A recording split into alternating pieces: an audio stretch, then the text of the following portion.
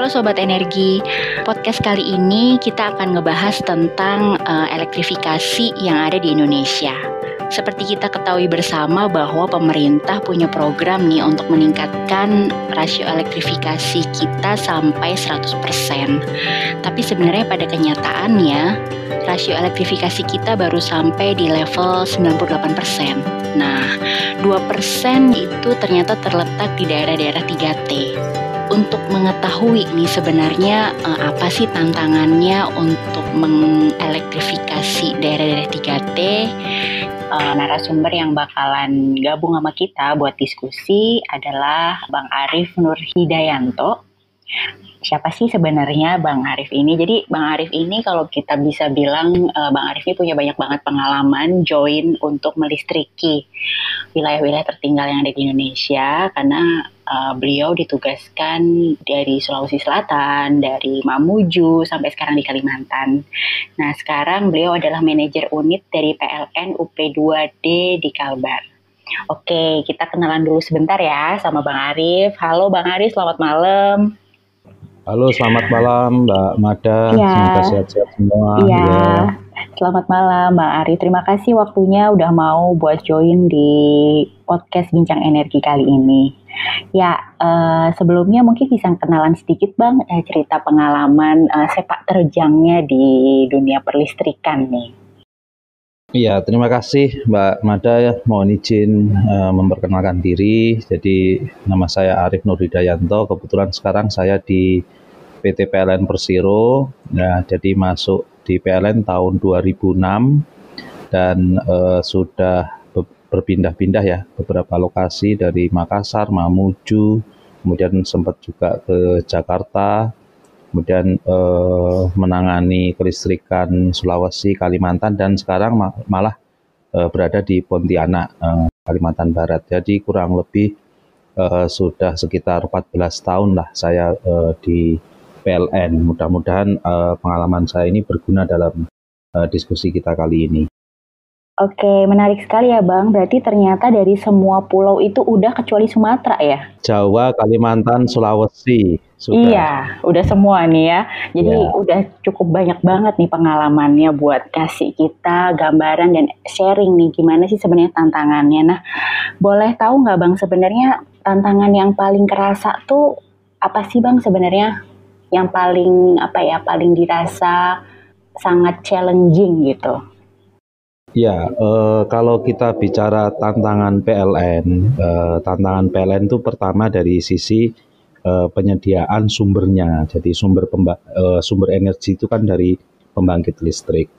Kalau untuk pulau-pulau besar saya kira tidak masalah ya, karena pulau-pulau besar biasanya ada pembangkit besar dan kemudian disalurkan melalui transmisi tegangan tinggi 150 kV, ada 500 kV. Nah, kondisi kelistrikan 3T memang harus dilakukan treatment secara spesifik karena memang setiap daerah mempunyai tantangan yang berbeda-beda, terutama masalah geografi ya, geografis, di mana di dalam membangun jaringan kelistrikan tentunya membutuhkan jalan ya, jalan. Nah, ini biasanya jalan itu ada dulu, baru kemudian listrik itu ada untuk pengangkutan material.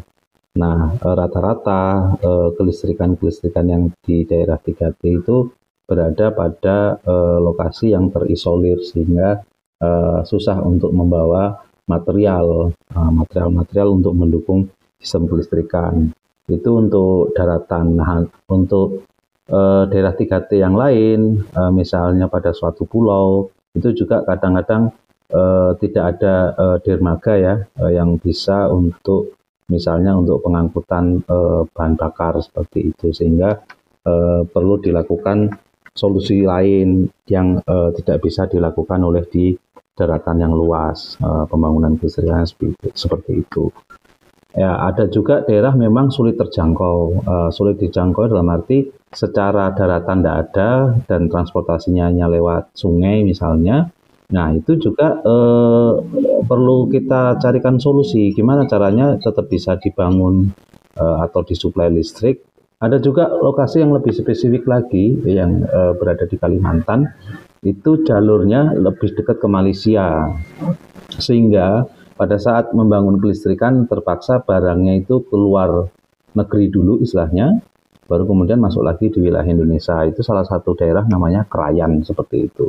Termasuk bahan bakarnya gitu. Jadi memang tidak bisa kita generalisir ya pembangunan kelistrikan yang selama ini kita perhatikan.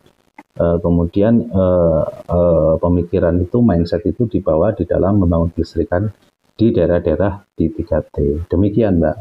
Jadi sebenarnya tantangan tadi ya, karena kita punya banyak sekali wilayah-wilayah 3T dengan berbagai macam karakteristik geografis ya. Tadi ada yang bisa di laut daratan tapi tidak ada jalan, kemudian ada juga yang harus melewati sungai, bahkan ada yang tadi lewat perbatasan. Sangat menarik sekali nih Bang, terutama yang Krayan tadi ya. Nah, kalau dari sisi infrastruktur seperti itu, dari sisi geografis tantangannya seperti itu. Kalau dari sisi masyarakatnya Bang, kira-kira tantangannya seperti apa kalau di daerah 3T itu? Mungkin kalau tantangan dari sisi masyarakat tidak terlalu banyak, karena bagaimanapun juga masyarakat itu mendambakan listrik ya. Nah, apalagi di daerah 3T, mereka akan senang sekali gitu.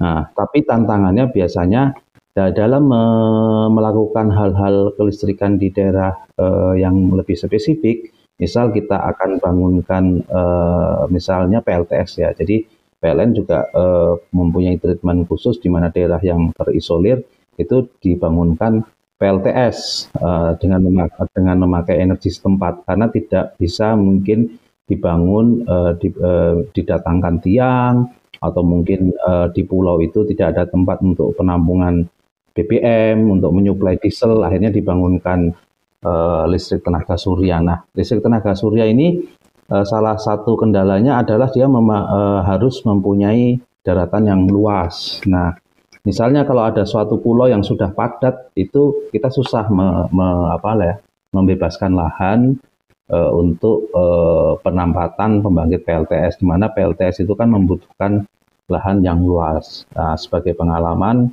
kebetulan di Makassar dulu saya ada pulau Kodingareng. Nah, pulau Kodingareng itu kita susah mendapatkan lahan karena pulau itu ya mungkin bisa dikatakan cukup luas ya. Tapi ternyata padat gitu, jadi terpaksa kita mendapatkan lahan yang nggak terlalu luas dan itu di sebelah kuburan dan di belakang lapangan bola.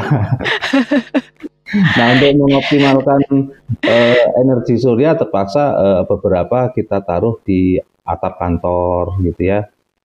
Tapi pernah ada kendala juga pada waktu main bola, bolanya mengenai panelnya sehingga kita bangunkan lagi jaring lah untuk pengaman. Nah, jadi kalau kita rangkum sebetulnya untuk daerah terisolir ya 3T tidak terlalu banyak tantangannya karena masyarakat mendapatkan listrik, tapi masyarakat yang di daratan ya, yang bukan suatu pulau biasanya di masalah pohon ya yang akan dilalui oleh jaringan. Mungkin seperti itu, Mbak. Oke, nah sebenarnya kalau dari sisi kondisi terkini, Bang Arif, tingkat elektrifikasinya untuk 3T itu seperti apa sih sebenarnya gitu? Kondisi sekarang ya, statusnya mungkin ya bisa kita katakan seperti itu. Ya, secara umum sebetulnya tinggal sedikit lagi ya kalau kita menuju rasio elektrifikasi 100%. Perlu saya jelaskan dulu, yang disebut rasio elektrifikasi itu kan adalah jumlah rumah tangga yang mendapatkan listrik dibagi dengan jumlah rumah tangga total gitu. Jadi diasumsikan kita mendapat data jumlah rumah tangga total itu dari statistik ya, dari BPS. Sehingga kita tahu berapa sih yang belum dialiri listrik. Nah, ternyata teridentifikasi lebih banyak di daerah-daerah 3T gitu. Nah, menuju ke 100% ini sisi yang kira-kira sisa 2-3% ini, itu dan memang betul-betul susah dijangkau seperti itu. Sehingga dibutuhkan mindset bahwa untuk mencukupi listrik tidak dengan dilakukan dengan cara-cara seperti yang konvensional atau cara-cara biasa, pengadaan tiang, pengadaan kabel, gali lubang, menanam tiang, dialiri kabel, nggak bisa gitu, karena sekarang sisa-sisa daerah-daerah dan kebetulan itu belum ada jalan untuk transportasinya, atau bisa juga posisi rumah tangga yang belum dialiri listrik itu berada di pulau dan jauh gitu ya, sampai ke perbatasan, bahkan di tengah lautan gitu. Tapi karena penugasan dari pemerintah bahwa semua rumah tangga harus teraliri listrik, makanya kita harus mempunyai konsep-konsep baru di dalam mewujudkan elektrifikasi itu. Salah satunya yang memang sekarang lagi berkembang adalah bagaimana mendapatkan energi dari potensi energi setempat seperti itu. Dan tentunya biasanya energi yang ada di suatu tempat lokasi ya salah satunya dari matahari. Itulah kenapa sekarang lagi mungkin booming ya, lagi booming, dan kebetulan juga harga sudah menurun tajam, dan kebijakan dunia yang sudah membatasi pemakaian thermal ya, dari pembangkit thermal, dari BBM, dari batu bara, karena masalah global ya, pemanasan global, sehingga ide untuk memberikan PLTS di suatu lokasi itu menjadi mindset baru untuk mencukupi atau melengkapi, menyempurnakan rasio elektrifikasi di Indonesia supaya bisa menjadi 100%, seperti itu, Mbak. Ada pengalaman khusus nggak Bang, kira-kira bisa memberikan kita gambaran gitu sebenarnya usahanya benar-benar luar biasa begitu untuk mengelektrifikasikan gitu. Ya, kalau berdasarkan dari pengalaman saya yang kebetulan pernah berada di Sulawesi ya, pernah saya itu ditempatkan di Polewali, dan kebetulan Polewali ke Mamasa itu kan lumayan lah jalannya berkelok-kelok dan gunung berbukit-bukit. Nah, di situ membangun kelistrikan dengan tiang itu juga tidak pakai tiang beton tapi tiang besi. Kenapa? Karena kalau longsor ya nanti kalau pakai tiang beton patah, sehingga pakai tiang besi. Kalau tiang besi biasanya longsor masih utuh, tinggal turun aja ke jurang gitu, ngambil lagi gitu. Tapi longsor ya Bang, dan turun ya. Turun gitu. Oke. Ya. Terus kemudian kalau misalnya ada daerah yang hanya bisa dilalui oleh motor, jalanan kecil, tidak bisa masuk mobil gitu, biasanya tiang-tiang itu dipikul. Jadi tiang-tiang itu dipikul ya. Jadi beberapa orang memikul tiang dan ditancapkan pada misalnya di suatu bukit gitu, karena bukit itu nggak bisa dilalui mobil, jalanan sempit, hanya motor seperti itu. Tapi tiang bisa ditanam di situ karena apa? Tiang transportasinya dengan orang gitu. Jadi dipikul sama-sama, didirikan gitu. Nah, petugas PLN mungkin juga dalam membawa peralatan juga mungkin hanya dengan naik motor gitu ya. Seperti itu. Jadi tidak diangkut dengan mobil. Nah, ada lagi juga di Kalimantan yang seperti tadi saya jelaskan bahwa ternyata tiang selain dipikul juga dihanyutkan ke sungai atau mungkin diangkut pakai perahu. Nah, seperti itu. Itu untuk apa namanya? Melistriki di daerah situ. Jadi makanya tadi seperti saya jelaskan, setelah mengalami berbagai kesulitan dan membangun kelistrikan dengan tiang, ternyata belum selesai dan tidak bisa dengan tiang, akhirnya timbullah ide untuk melistriki dengan energi setempat, dan cost-nya mungkin lebih murah, cuman memang ada kendala, salah satunya adalah pengangkutan seperti PLTS ya, pengangkutan panel, hanya itu aja, terus kemudian membutuhkan daratan yang agak luas, kalau luas sedikit, kalaupun berbukit ya dia tidak terlalu curam. Seperti itu mungkin ya yang bisa saya share terkait dengan contoh-contoh ya membangun sistem kelistrikan dari PLN.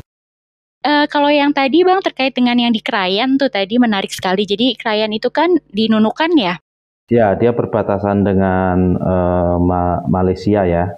Iya. Tapi saya lupa kabupaten apa itu di situ ya. Jadi memang ternyata tadi menarik sekali tuh, untuk sampai ke sana harus berputar, kemudian baru masuk ke Malaysia dulu, baru masuk tuh. Itu gimana ceritanya Bang?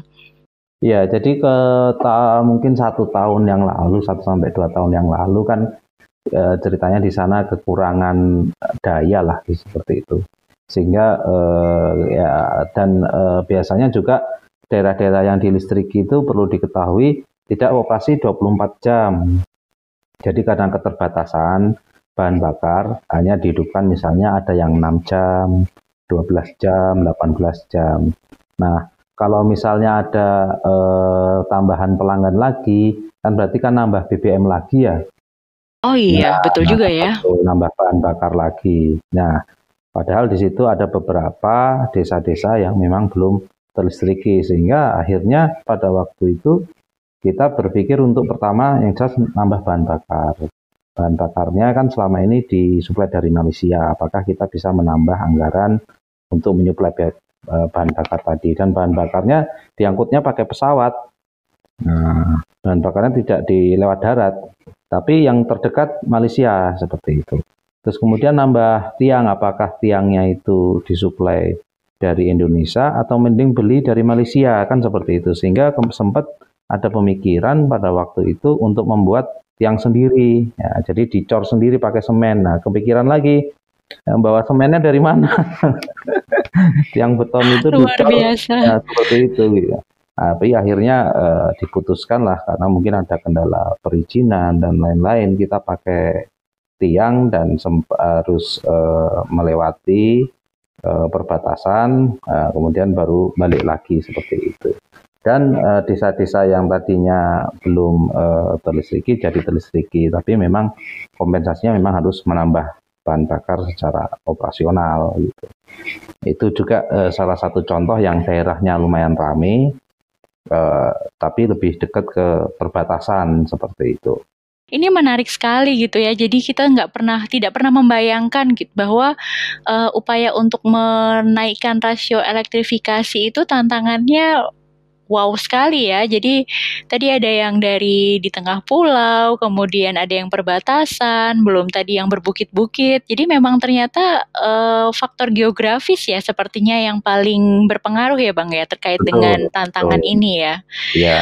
Oke, sangat menarik sekali. Nah, tapi kalau misalnya kita pengen tahu nih menghadapi meningkatkan 3% itu begitu ya. Arah pengembangannya listrik ke depan untuk 3T itu apakah seperti tadi Bang yang dijelaskan mencoba untuk menggunakan energi setempat gitu atau mungkin ada kebijakan-kebijakan lain yang menjadi concern dari PLN sendiri gitu Bang?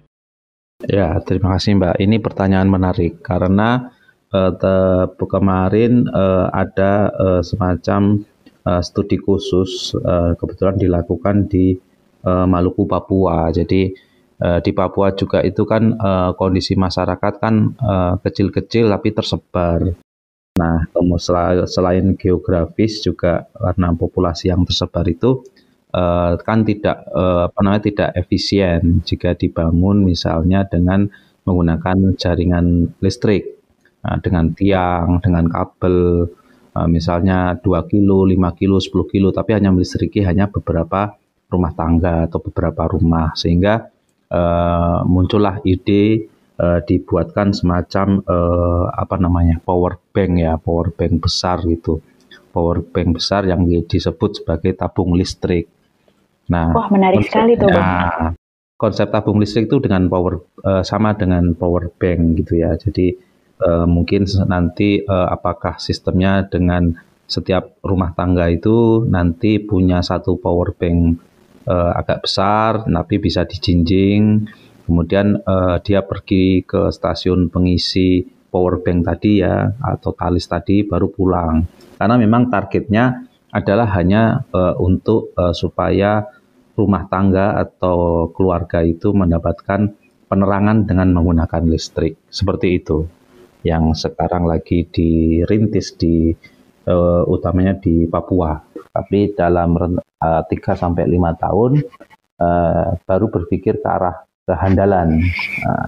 Listrik handal itu kan kalau misalnya nyala jangan mati, kalaupun mati nyalanya cepat, itu yang namanya handal. Bahkan kalau perlu nggak boleh mati. Nah, itulah yang bisa kita nikmati terutama di kota-kota besar, utamanya di Pulau Jawa, dan mungkin banyak di Sumatera, Kalimantan, Sulawesi sudah mulai menikmati kehandalan listrik. Tapi bagaimana kalau kehandalan listrik itu di pulau-pulau itu? Nah, itu yang lagi digodok, bagaimana apakah tabung listrik ini sifatnya bisa sementara dan bisa kita berpikir di sana bisa dilakukan sistem yang lebih handal. Sistem lebih handal itu bisa bermacam-macam. Nah, salah satu ide yang lagi kita godok adalah bagaimana misalnya menempatkan masing-masing PLTS di rumah masing-masing gitu ya. Oh, oke. Menarik. Tapi pernah dicoba itu dalam case beberapa, itu ternyata masalah perawatan dan tidak adanya petugas di lokasi ya. Di lokasi kan tidak setiap tempat itu ada petugas dari PLN, sehingga memang di dalam melakukan rasio elektrifikasi ini PLN tidak boleh sendiri, butuh bantuan dari Pemda-Pemda setempat, dan mungkin PLN lagi menjajaki bagaimana supaya Pemda juga turut berkontribusi terhadap rasio elektrifikasi ini, selain swasta juga. Karena tanggung jawab kelistrikan pada dasarnya sesuai undang-undang tidak hanya PLN.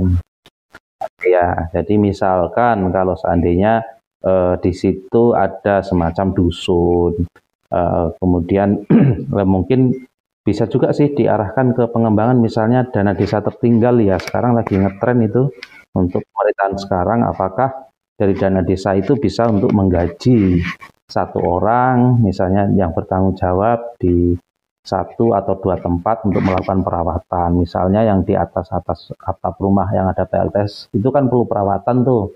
Misalnya dibersihkan dari debu, kemudian dicuci gitu ya, dilap-lap. Nah, terus kemudian memeriksa kelistrikannya apakah misalnya lampu itu menjadi tanggung jawab pemerintah, misalnya seperti itu ya. Karena dalam case pada waktu saya di Polewali ada pulau yang dekat dengan kota dan itu tidak ada jaringan, itu disumbang sama pemerintah kabupaten dengan PLTS, tapi hanya bertahan 1 atau 2 tahun aja. Jadi satu rumah itu 1 PLTS itu, jadi bisa untuk menerangi. Tapi karena ketidakmampuan dalam merawat ya, jadi mungkin warga belum dibekali cara merawat, sehingga akhirnya setelah 1 tahun rusak. Akhirnya gelap lagi gitu ya. Gelap lagi, mungkin pemerintah nyumbang lagi gitu dan seterusnya. Dan sepertinya siklus itu harus diperhatikan dan mungkin perlu diadakan semacam pendekatan ya, mungkin yang perlu dibangun antara pemerintah sama Pemda untuk misalnya seperti masalah tadi petugas yang bertanggung jawab ya, semacam tenaga yang bekerja di Pemda lah, pegawai kah, PNS kah, atau apa yang bertanggung jawab di daerah situ untuk melakukan perawatan dan pengecekan secara berkala, sehingga listrik menjadi lebih handal, tidak hanya mengandalkan tabung listrik, tapi betul-betul sesuai dengan sumber energi setempat yang ada di lokasi tersebut. Mungkin seperti itu, Mbak. Iya, menarik sekali ini terkait dengan tadi ternyata arah pengembangannya setelah tadi penerangan dan komunikasi mulai menuju ke kualitas ya. Karena kita juga ingin kualitasnya itu handal. Dan satu catatan tadi yang ditegaskan oleh Bang Arief terkait dengan kemitraan, kalau saya boleh simpulkan. Jadi bahwa tidak bisa sendiri ya, harus ada peran serta dari Pemda dan juga mungkin dari masyarakat juga ya. Karena memang kalau PLTS itu kan tidak seperti jaringan ya, jadi memang ada alatnya yang itu di rumah-rumah begitu. Sangat menarik sebenarnya Bang terkait dengan ini. Untuk kemitraan ini sendiri sebenarnya dari sisi PLN gitu ya, sejauh ini untuk mengembangkan energi terbarukan sudah menggandeng mitra swasta, pemerintah, atau mungkin ada mitra lainnya Bang? Iya, jadi kalau PLN ya, kalau menggandeng mitra swasta, PLN kan biasanya dalam 10 tahun perencanaan ke depan. Jadi PLN punya namanya RUPTL, jadi rencana usaha penyediaan tenaga listrik sampai 10 tahun ke depan. Nah, di situ dituangkan rencana-rencana membangun salah satunya energi terbarukan. Ada PLTA, PLTS, ya, kemudian ada PLT Bayu seperti itu. Nah, biasanya kalau ada potensi dan di situ dibutuhkan PLN, biasanya PLN akan menetapkan, dan itu kan RUPTL disetujui Menteri ya, apakah pembangunan misalkan PLTS itu diserahkan ke swasta atau ke PLN. Kemudian ada juga diserahkan full secara swasta. Sebagai contoh, sebetulnya untuk pengembangan misalnya PLT Bayu itu di Sulawesi yang ada di Sidrap itu swasta yang membangun. Swasta membangun, kemudian listriknya dijual ke PLN. Ada juga PLTS yang dikelola langsung oleh swasta, kemudian dijual ke PLN.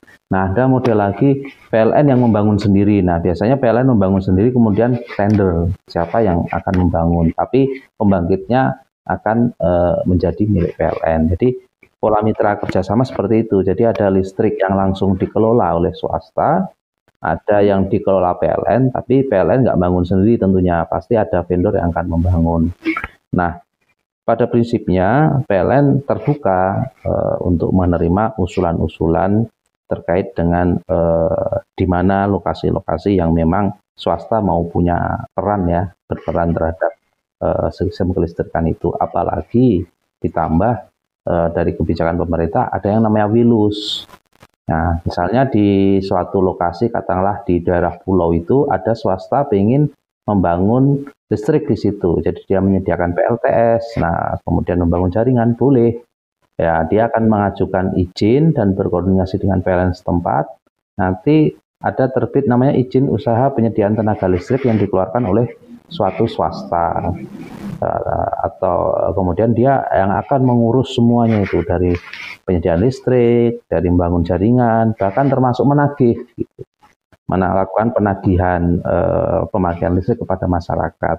Hanya saja kendalanya listrik yang dibangun itu kan membutuhkan investasi, membutuhkan kembali modal, payback period, IRR. Nah, harga rupiahnya dalam satuan listrik itu lebih mahal biasanya, karena kita ketahui bahwa dalam menyediakan listrik PLN itu kan harga jualnya ditetapkan pemerintah, sehingga harganya bagi pelanggan itu murah seperti itu. Nah, kendalanya di situ. Biasanya kalau sudah swasta berminat terhadap suatu lokasi mau dibangunkan, ternyata kendalanya dia menjualnya listrik misalnya seharga Rp5.000 per kWh, padahal PLN cuma 1.500. Nah, ini menjadi dampak sosial, karena pasti akan pemerintah berpikir kalau saya kasih izin, masyarakat di situ akan membayar listrik lebih mahal. Seperti itu. Nah, pola ini perlu juga menjadi perhatian pemerintah ya, karena kalau memang misalnya masyarakat mau dapat listrik murah, apakah perlu subsidi khusus di pulau tersebut? Misalnya ya dengan menghitung jumlah kepala keluarga, misalnya 100 orang, masing-masing mendapat katakanlah 100.000 per bulan, sehingga rekening per bulannya dia agak terbantu seperti itu. Menarik juga sebenarnya ya Bang ya, karena kan kita bisa bilang bahwa kalau upaya untuk melektrifikasi di 3T itu tidak sama dengan tidak 3T begitu ya sebenarnya. Betul, ya. Jadi membutuhkan investasi yang tidak sama juga, karena kan tantangannya tadi luar biasa ya. Jadi ya perlu ada pola khusus juga, dan tadi saya mencatat juga terkait dengan kemitraan, mungkin bukan cuma dari sisi swasta, juga dari Pemda ya yang perlu diajak itu sebetulnya. Iya, karena mereka juga sebenarnya ya punya lahannya kan sebenarnya, dan masyarakat di situ gitu. Yeah. Kalau sejauh ini dari Pemda sendiri sudah ada yang pola kemitraan dengan Pemda seperti apa, Bang?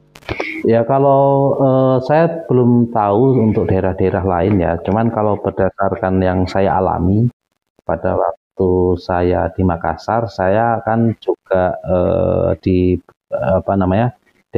wilayahnya itu kan Sulsel, Prabar, jadi Sulawesi Selatan, Tenggara, dan Barat. Nah, waktu itu tahun 2010-an itu di Kendari itu sering ada pemadaman. Nah, karena kota yang lumayan berkembang dan PLN kebetulan ada masalah investasi, sehingga diputuskan waktu itu ada namanya kerjasama operasi. Jadi Pemda dia membelikan genset membelikan genset, tapi yang mengoperasikan dan menyediakan BBM dari PLN, sehingga dinamakan KSO, kerjasama operasi. Jadi asetnya aset Pemda, gensetnya genset milik Pemda, tapi PLN yang mengoperasikan bahan bakarnya, kemudian petugasnya seperti itu. Jadi genset hanya membelikan mesinnya. Nah, ini akhirnya karena menunggu pembangkit yang baru dibangun, akhirnya selesai, sehingga pembangkit tersebut atau genset tersebut sudah bisa digantikan oleh pembangkit yang lebih murah lah dari PLTU. Nah, pola semacam ini saya kira mungkin bisa teradopsi ya, karena bagaimanapun juga listrik itu kan menjadi pendorong kegiatan ekonomi masyarakat. Daerah-daerahnya kalau bagus listriknya, bisnis, kegiatan-kegiatan ekonomi lainnya tentunya akan lebih lancar gitu kan. Seperti itu. Itulah yang mendorong Pemda kenapa mending saya belikan mesin, yang penting ekonomi bergerak gitu. Walaupun dia harus mengeluarkan investasi membelikan mesinnya.